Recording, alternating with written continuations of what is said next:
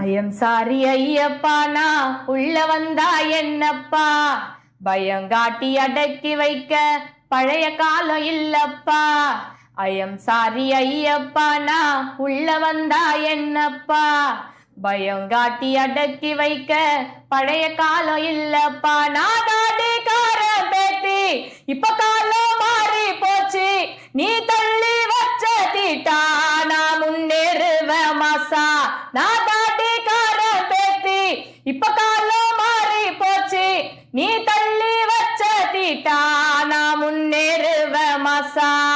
சூப்பருங்க.